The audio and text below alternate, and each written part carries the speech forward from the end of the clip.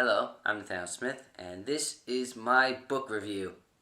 Now, this book review is going to be a difficult book review to review.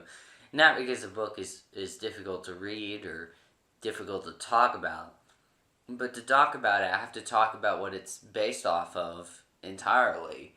And to do that goes into a long list of stuff. So, let's get into this, try to do this as quickly as possible.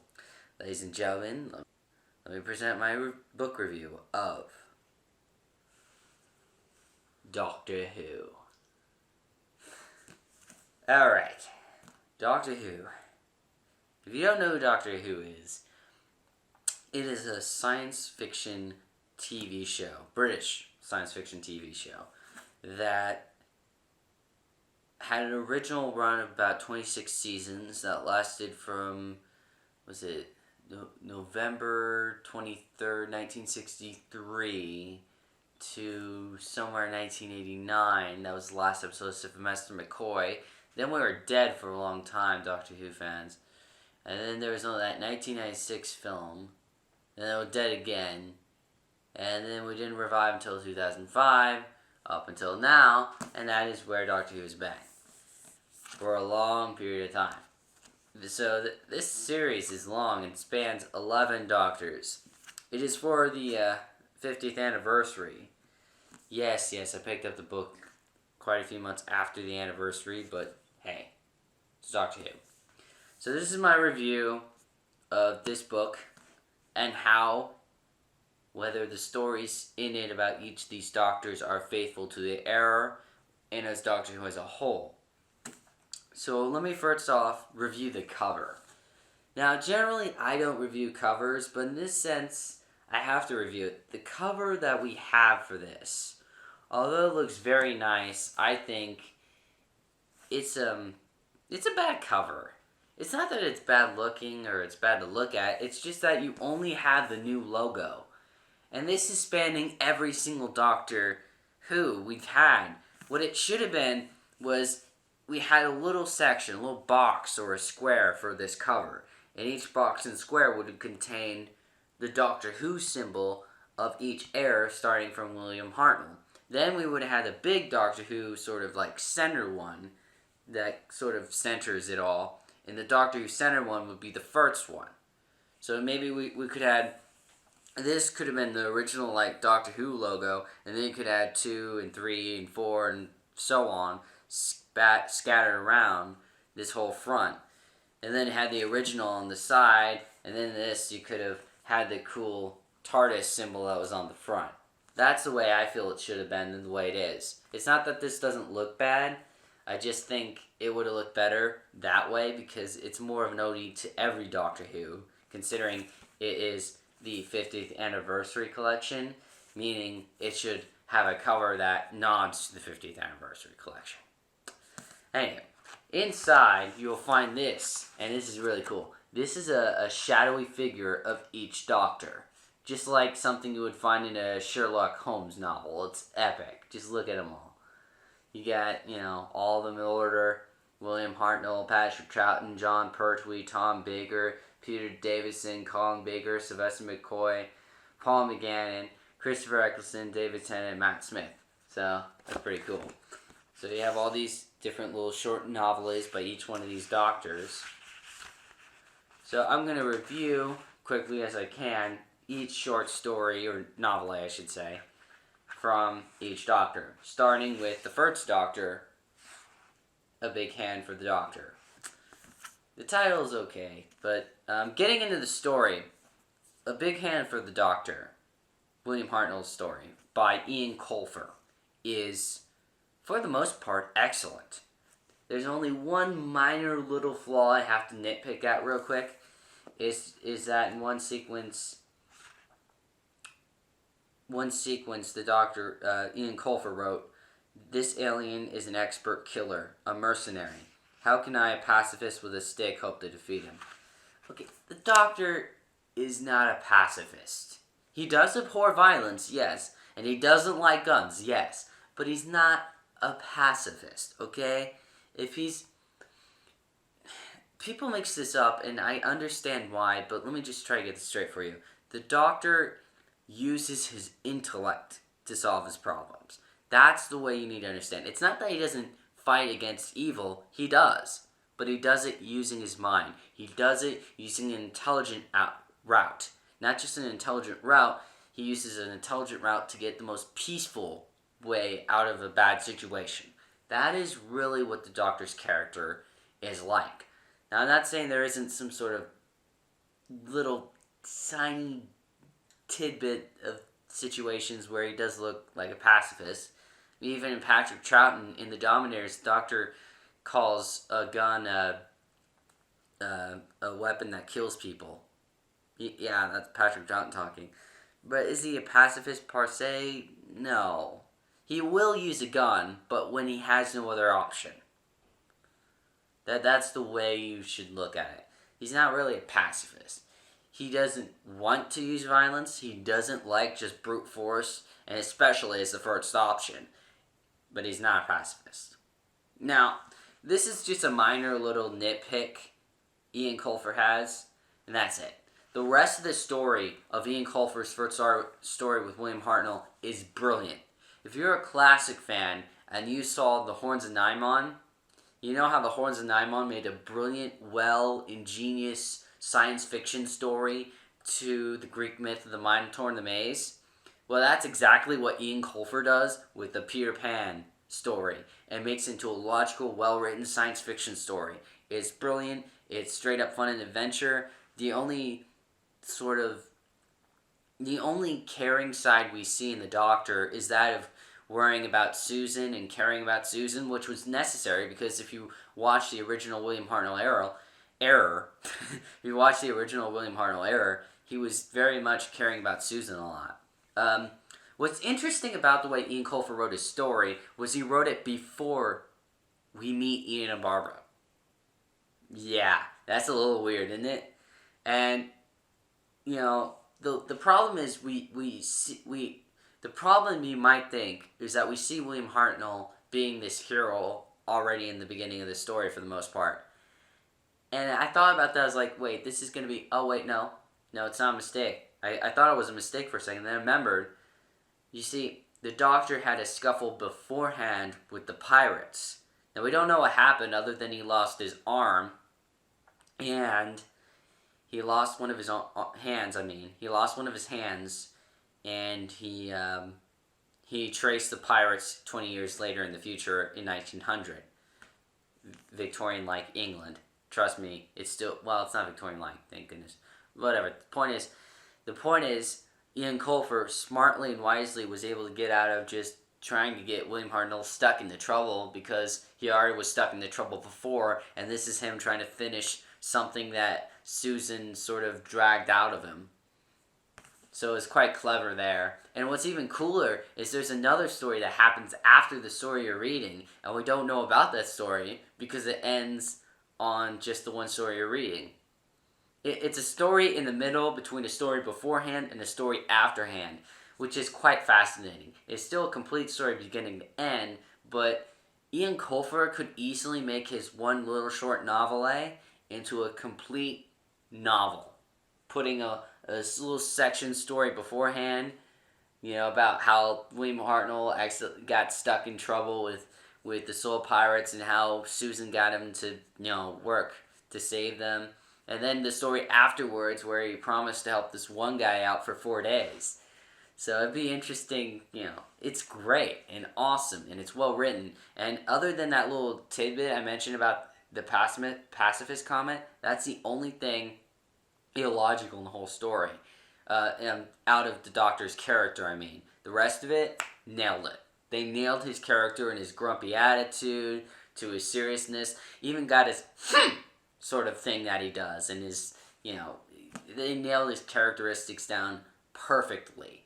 And the story is logically written beginning to end. Everything is logically explained. And even better, we don't even have any reliance on the sonic screwdriver. Yeah, it's not even used. I don't think the sonic screwdriver is even mentioned in that entire story. How awesome is that?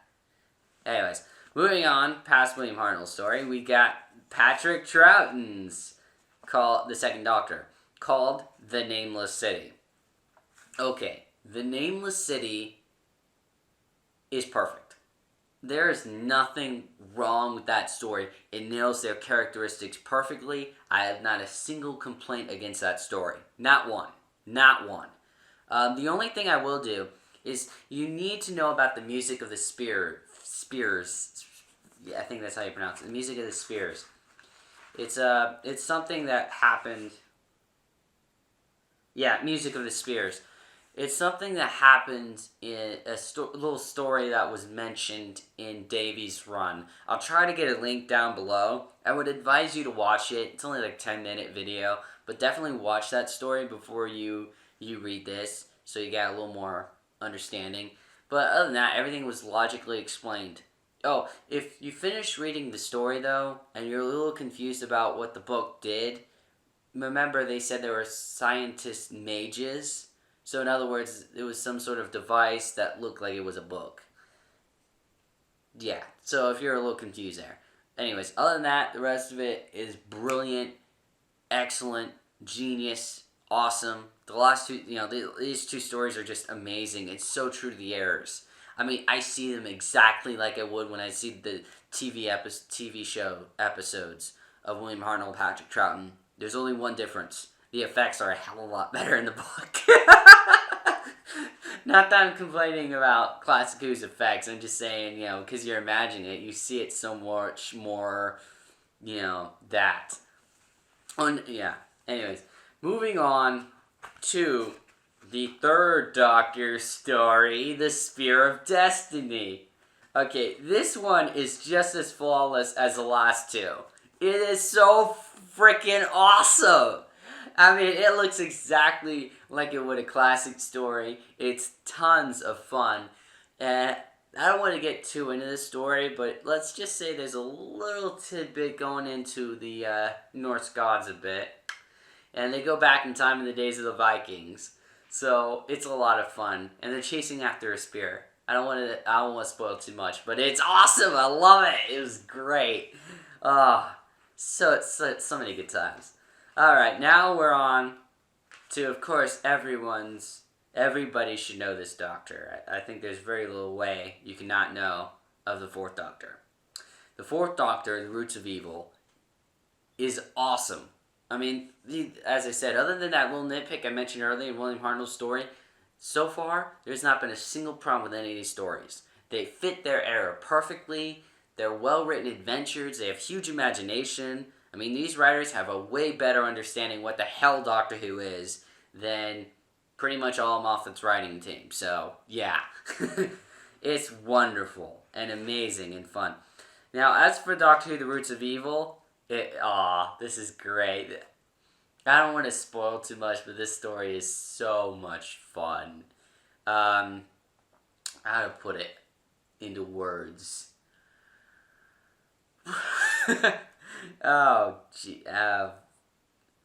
Let's just say there's a planet, and there's just this one giant tree that holds the planet together, so to speak, in a manner of speaking.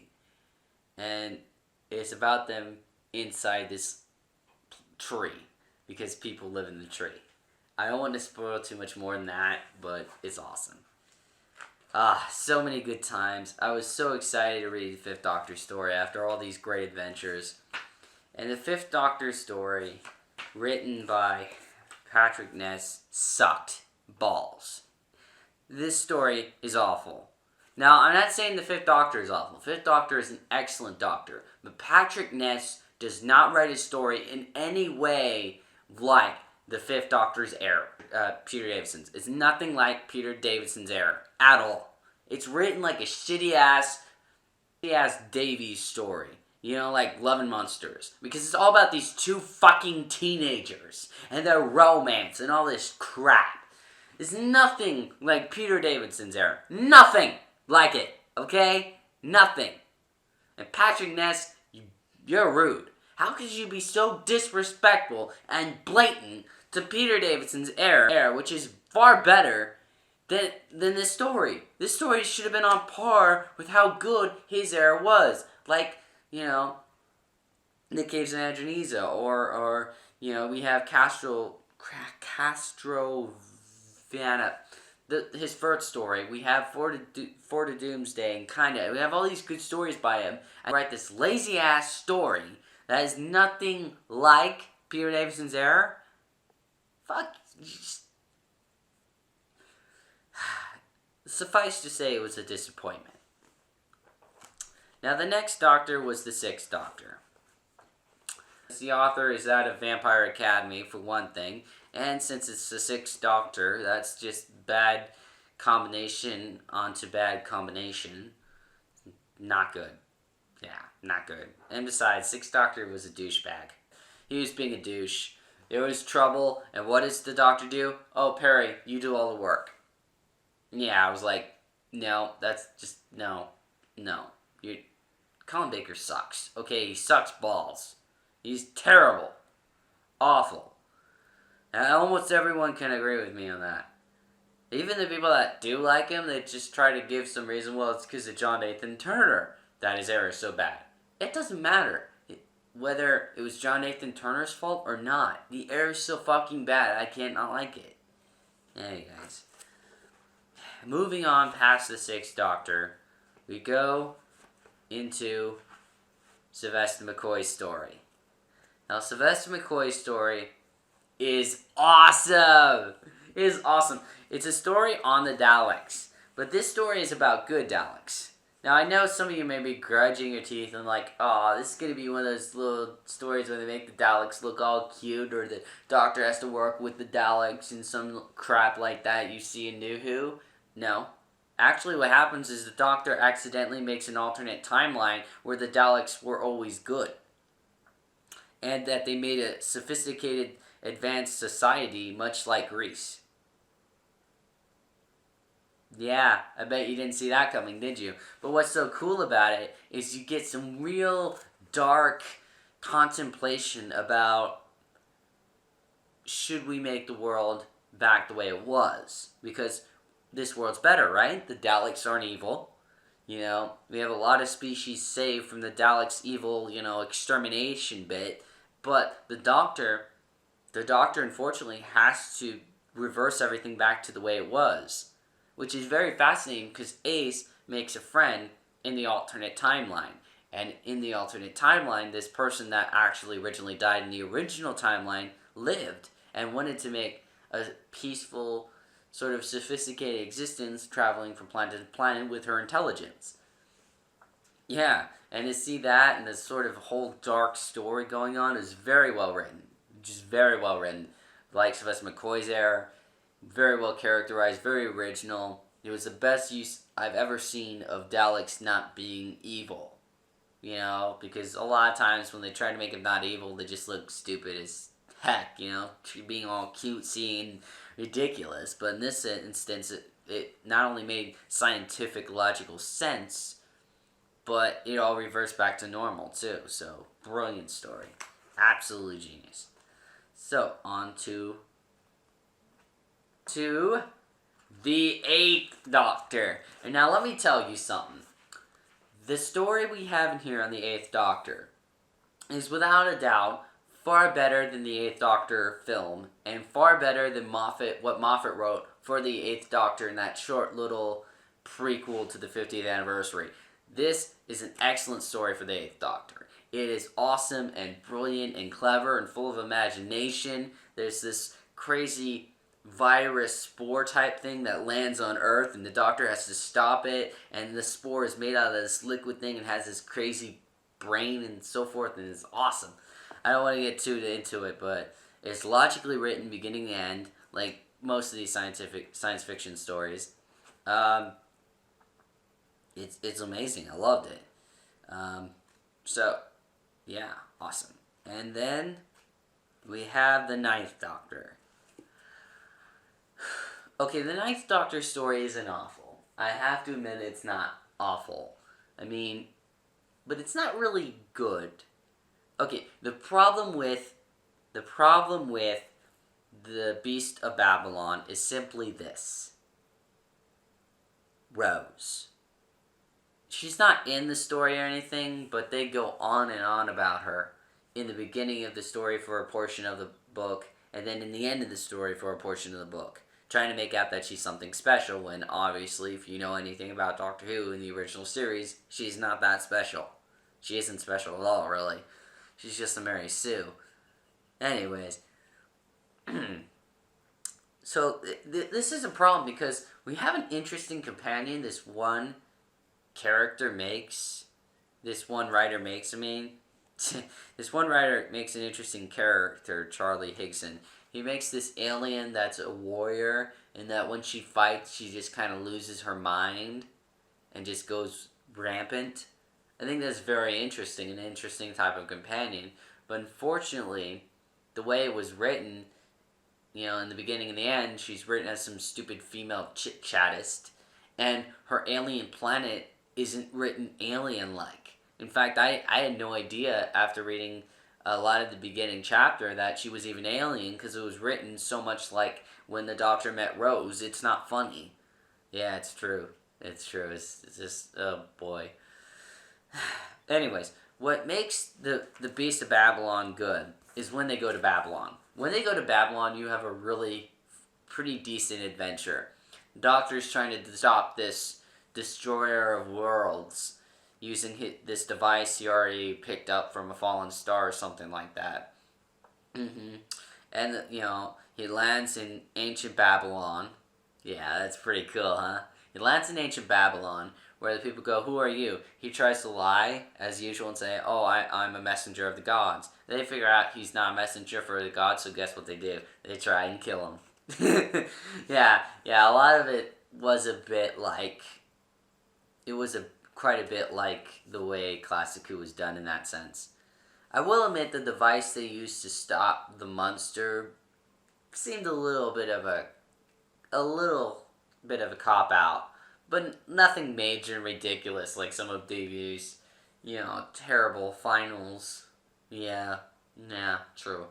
It could have been worse.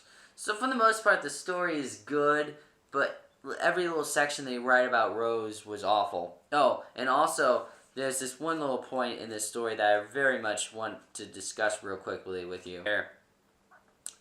Now, this little conversation here is taking place after the events where the Doctor points out that the alien went loose. He makes this statement: "This is why I usually take humans as my companions. They have humanity. Not all of them, I give you that, but the ones I choose." Okay, first off, that's bullshit. Okay, Romana is an alien to begin with. And actually, I believe Adric is too, because he's from E-Space. E-Space! So you've actually had a few aliens to begin with. And saying that, oh, he only has... I think it's very rude for him to say that, because why can't we have alien companions? It certainly would shake things up a bit. I mean, we've had Earth companions for so often in the new series. It's getting old and I'm sick of it. True. It's all been on Earth practically all the time. 21st century always. And none of the stories are even trying to be original or different. They're generally just so sloppy now. Anyways, you can't have the Doctor with aliens companions. There's no reason not to. And we've had the Doctor have aliens as companions. Specifically Romana. And even technically Adric. So, your statement there, Charlie Higson, is wrong. Okay? Wrong. You can't have alien companions. I'll admit not all the aliens could hold it off, but anyways. Now we're on to the 10th Doctor story. Okay, the 10th Doctor story is awesome. It is so freaking awesome. I love it. Even if you are a classic fan and you don't like most of New Who, I still would strongly advise you to read the 10th Doctor Mystery of the Haunted Cottage. Why? Because it's awesome. Nah, I'm kidding. There's more than that. The reason why is it's a well-written, imaginative story. Now, I'll admit that the companion in this story is Martha Jones, but before you go, in your all angry state, Martha Jones is written without any romantic subplot. Yeah, so you can chill off there. The other thing is, The story is so imaginative and creative and inspired from a classic story. Which reminds me, I need to mention, before you read this, I would advise you go watch The Mind Robber. It's a Patrick Troughton story. Which is kind of funny, because the last story I mentioned with the music of the Spears that you should watch before you read the Patrick Troughton book is a David Tennant story. How reverse is that? Watch the Mind Robber before you read The Mystery of the Haunted Cottage, and watch the music of the Spears before you read The Nameless City. How funny! Sorry, I'm just laughing at the funniness of it. That's a good thing about the Doctor. You never know when he's coming or going. All right, now the last story. Oh yeah, so The Mystery of the Haunted Cottage, excellent, awesome story. Now the last story is with Matt Smith, Neil Gaiman, and it's awful. I'm sorry, I'm just going to say it's awful. Now, I'll admit the concept of an idea of the Time Lords having an alien prison from another universe is a good idea. It's not a bad idea at all. But how can I get into it when you start writing your story on Earth and you have it with these obviously some sort of bad guys, probably aliens, wearing obvious face masks? How stupid is that? True. Not to mention, I just never liked Matt Smith's Doctor. No, it's not just because Tennant left or anything like that. No. Generally, I love every Doctor. I just hate 6 and 11, and there's a reason for it. 6 is a douchebag. 11 has the worst written stories in history. Ever. Even worse than the shitty-ass ones in Davies era. They're bad. Bad as can get. Don't believe me? Wedding River Song. Closing Time. I can go on and on with all the shit they made up. Even the 50th anniversary was a piece of shit. Okay? Moffat, everything else that was about the 50th anniversary. This book, the comic books of Doctor Who, and the audio dramas of Big Finish were all 50th anniversaries. Not your fucking piece of shit you call Day of the Doctor, which had nothing to do with all the Doctors. This had every Doctor in a story. The comic books had every Doctor in a story, as well as having them cross over with one another in a multi-Doctor story. Ha! And you had the Big Finish audio Doctor Who story, The Light at the End, which, guess what? Had basically all the Doctors they can get from 8 and under. 8th Doctor under, of course. So, ha! Anyways, despite the couple of stories I've disliked, I love most of the book. There's, 4, 5, 6... 7 excellent story, 1 okay story, and 3 not really that good. But that's not bad out of 11 Doctors. That's not bad out of 11 Doctor stories. Although I should say that we should have had an excellent story for Peter Davison as well. But damn you, Patrick Ness, for making such a lazy-ass piece of shit that you did. Come on. You worried about teenagers? Okay, it's the Doctor Who 50th anniversary. It's not the 50th anniversary of 2 stupid-ass teenagers that are teenagers doing romantic crap. Yeah. I mean, we have enough romance in Doctor Who. We need to just strip the romance all out of it. Okay? It's been going on long enough. I'm sick of it. I just want Doctor Who to be science fiction again. Logical, well-written, complete science fiction as the way it was for so long. Anyways, this book, awesome. Most of it's very faithful to the errors. There's quite a few surprises in them. It's a lot of fun. I definitely advise you read it. At least most of them. And, yeah. Doctor Who.